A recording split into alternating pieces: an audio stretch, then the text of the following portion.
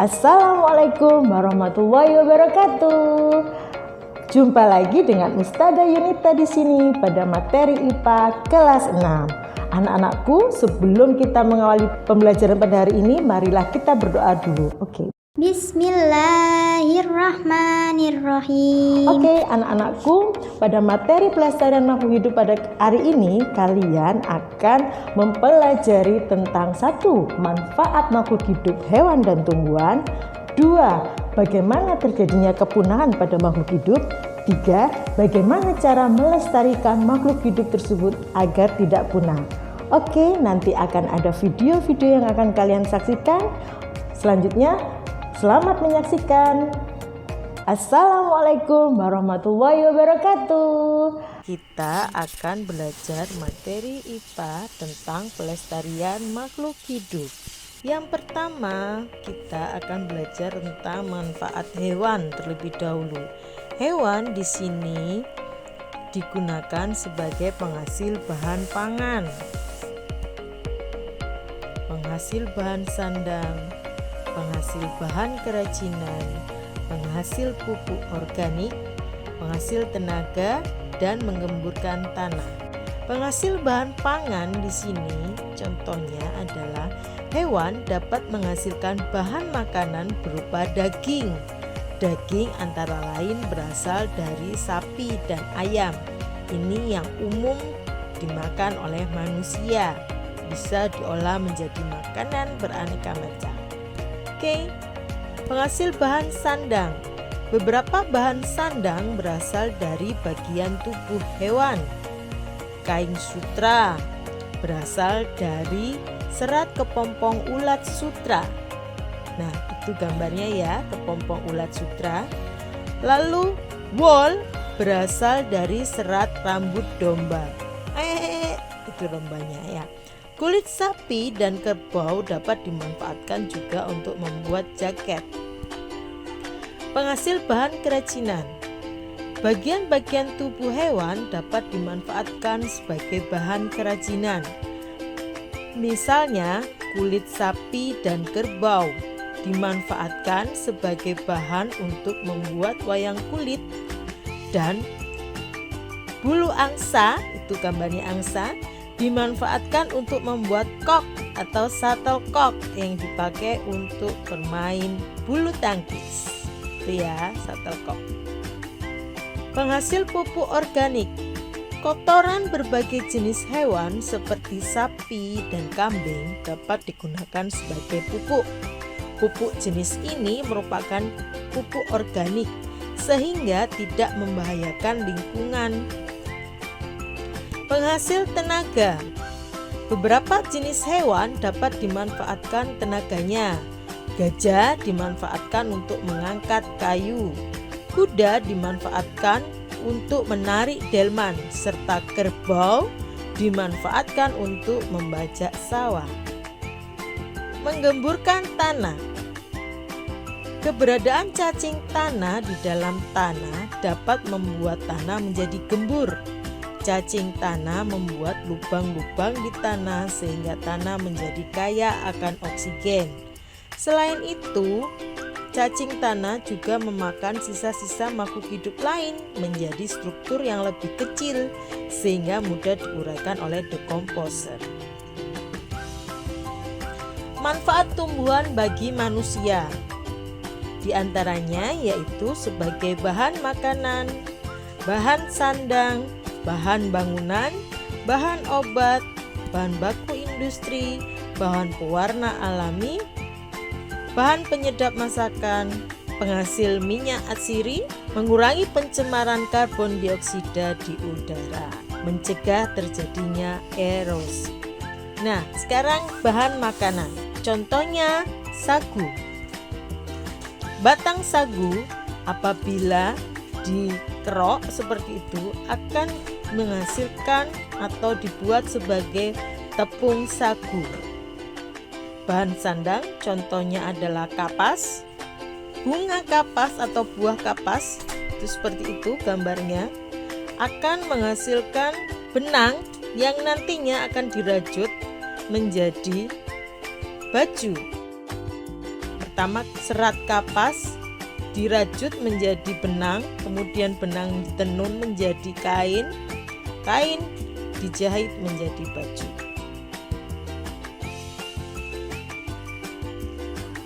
Bahan bangunan, contohnya kayu jati.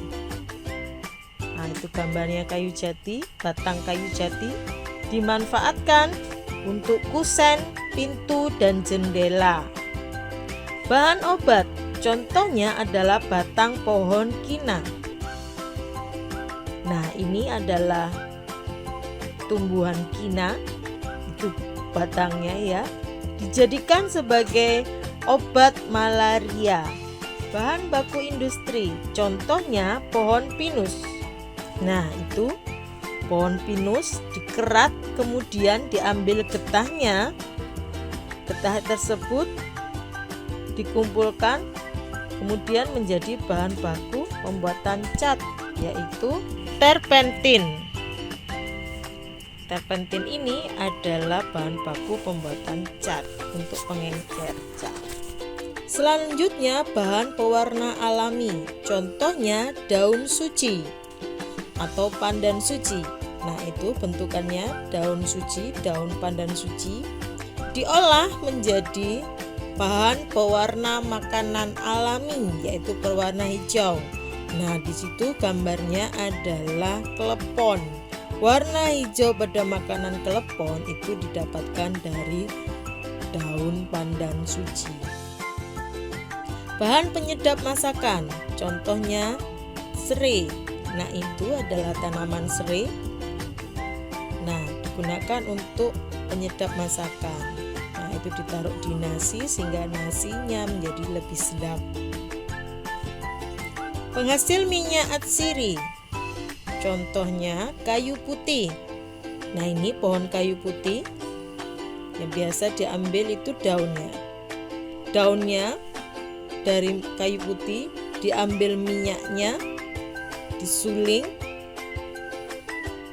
kemudian menjadi minyak kayu putih. Mengurangi pencemaran. Tumbuh-tumbuhan melangsungkan proses fotosintesis dengan menggunakan bahan baku karbon dioksida. Tumbuhan menyerap karbon dioksida di udara sehingga dapat mengurangi kadar karbon dioksida di udara. Mencegah terjadinya erosi. Akar tumbuhan, terutama yang berupa pohon-pohon besar, dapat berfungsi untuk menahan aliran air. Dengan demikian, akar tumbuhan berperan untuk mencegah terjadinya erosi. Penyebab kepunahan.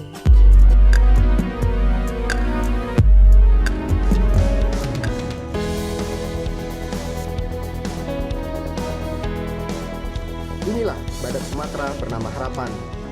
Ia menuju kandang baru di Suakarino, Sumatera II, Taman Nasional Waikambas, Lampung Timur. Area konservasi seluas lebih dari 100 hektar ini diresmikan Rabu 30 Oktober 2019 bertepatan dengan peringatan Hari Badak Sedunia. Kita paham bahwa penangkaran ini adalah conservation breeding, bukan hanya penangkaran biasa-biasa, sehingga kita juga perlu menambah darah baru sehingga badak-badak yang dihasilkan nanti merupakan badak-badak yang betul-betul sehat. Dan tujuannya adalah kita nanti akan mengembalikan ke habitat alami lagi. Dengan harapan habitat itu juga aman, baik, sehingga nanti badak-badak itu berkembang dengan baik di alam lagi. Perburuan liar yang masih berlangsung menurut Widodo salah satu penyebab terancamnya kelestarian badak Sumatera. Faktor lain makin menyempitnya area habitat karena dihuni manusia dan sulit diprediksinya waktu perkawinan badak. Menurut data internasional Union for Conservation of Nature and Natural Resources, saat ini hanya tersisa 80 badak Sumatera. Selain Harapan, nama badak bercula dua lainnya adalah Andalas, Bina, Ratu, Rosa, Andatu, dan Delila. Keberadaannya, tegas Gubernur Lampung, penting dilestarikan. Pemprov Lampung berjanji meningkatkan fasilitas pendukung bagi wisatawan. Oke, baru saja kita saksikan tadi badak yang mengalami kepunahan. Nah, penyebabnya karena habitat yang berkurang. Nah, mari kita bahas penyebab kepunahan dari hewan-hewan tersebut. Yang pertama, kepunahan di sini disebabkan karena eksplorasi berlebihan. Manusia mengutamakan kebutuhan yang sangat meningkat, mengutamakan keuntungan pribadinya, sehingga melakukan eksplorasi berlebihan dengan mengambil tanpa melakukan perawatan atau pelestarian. Kemudian pemanfaatan sumber daya alam yang tidak semestinya. Kemudian pemanfaatan yang tidak tepat sasaran. Kemudian estetika dan kenyamanan manusia. Misalnya hutannya ditebang, pohonnya ditebang, hewannya dimusnahkan, dibunuh karena manusia merasa tidak nyaman atau secara estetika tidak layak dilihat atau tidak enak dipandang oleh manusia sehingga dimusnahkan oleh manusia. Dan selanjutnya perburuan liar. Kemudian habitat rusak, bisa karena perburuan liar habitat rusak atau memang dengan sengaja dirusak oleh manusia habitat hewan-hewan tersebut, dipakai untuk sarana pemukiman dan lain sebagainya. Hewan yang hampir punah selain badak contohnya ada gajah, ada buaya, hiu, burung merak, orang-utan. Tumbuhan yang hampir punah contohnya pohon kina, pohon jati,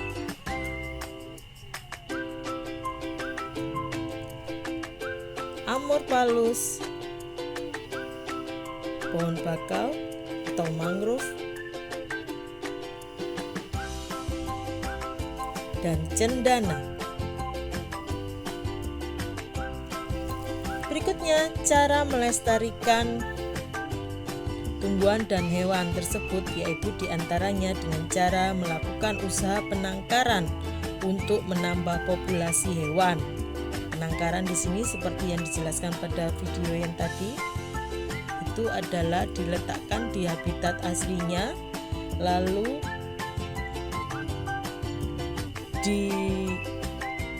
dibiarkan untuk berkembang biak atau diberi sarana untuk berkembang biak dengan baik sehingga bertambah jumlahnya. Contoh hewan yang telah ditangkarkan adalah penyu, buaya, dan orang-utan. Selanjutnya adalah membuat suaka marga satwa untuk menjaga kelestarian hewan-hewan langka dan tidak membeli barang-barang yang terbuat dari bagian tubuh hewan atau tumbuhan langka. Kemudian membudidayakan tumbuhan langka. Nah, alhamdulillah hari ini materi pembelajaran tentang pelestarian makhluk hidup sudah selesai. Nah, hikmah pada pembelajaran pada kali ini yang harus kalian ketahui adalah anak-anakku, bahwasanya sumber daya alam yang disediakan Allah Subhanahu wa taala itu disediakan untuk kita semua. Namun kita harus menjaganya dengan baik. Tidak selalu kita ambil sebanyak mungkin, tapi jangan lupa bahwa kita juga harus melakukan usaha-usaha pelestarian. Karena sumber daya alam yang ada itu adalah titipan dari Allah Subhanahu wa taala untuk kita dan untuk generasi yang akan datang. Jika kita tidak menjaganya hari ini, maka sumber daya alam tersebut tidak akan ada di era mendatang. Oke, demikian tadi hikmah yang Ustazah sampaikan. Terima kasih, semoga kalian bisa memahami materi pada hari ini. Wassalamualaikum warahmatullahi wabarakatuh. Sampai jumpa.